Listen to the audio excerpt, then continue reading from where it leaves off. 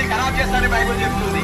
గుర్తుపెట్టుకోండి దేవుని పిల్లరా, ఈ రోజు మీ జీవితాలు బాగుపడాలంటే, మీ జీవితాలు మారాలంటే, మా జీవితాలను మార్చిన యేసు దగ్గరికి రండి. అవును, మీరు ఎవరినో ప్రేమించారు, మీరు ప్రేమించిన వాళ్ళందరూ మీరు వదిలిపెట్టారు.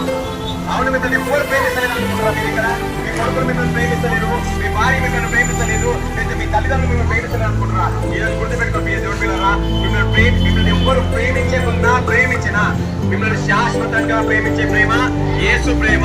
ఆ ప్రేమను మీరు తెలుసుకోండి. మేమందరం ఆ ప్రేమను తెలుసుకొని నిలబడ్డాం కాబట్టి ఈరోజు ఆ ప్రేమను మాకు దొరికింది. గుర్తుపెట్టుకోండి దేవుని పిల్లరా, ఇంకా మీ జీవితాలు ఇంకా ఈ సిచ్యువేషన్ ఉంటే, అవును నా జీవితం ఎందుకు, నేను చచ్చిపోదాము, నాకు బ్రతకవద్దు అని నువ్వు అనుకుంటున్నావా? చెప్పలేము. ఇక్కడ బాధలు ఎంతో మందికి ఎన్నో బాధలు ఉండొచ్చు. ప్రతి ఒక్క బాధలు ఏమొస్తుంది? నాకెందుకు ఈ జీవితం అనే పోరాటం.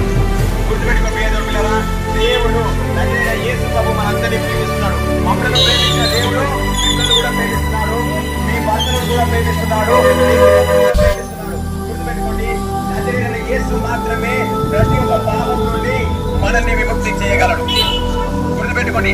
అవును, ఈ లోకంలో ఎంతమంది చూసిరు? బయట స్వర్గం అనేది తెలుసా? స్వర్గం తెలుసా? స్వర్గం అనేది పరలోకం అనేది తెలుసా? మీరు కూడా అన్నాను, యేసు ప్రభు నిజమే మా దగ్గర స్వర్గం ఇష్టపడ్డాను.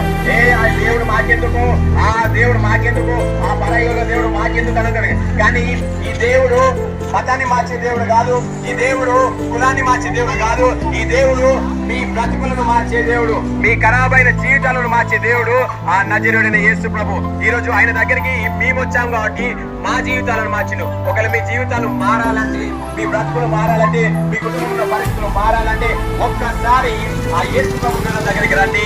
ఆ యేసు ప్రభు మీ జీవితాలను మార్చుకుంటారు. ఎంతమందికి అయితే అనుకోవచ్చు.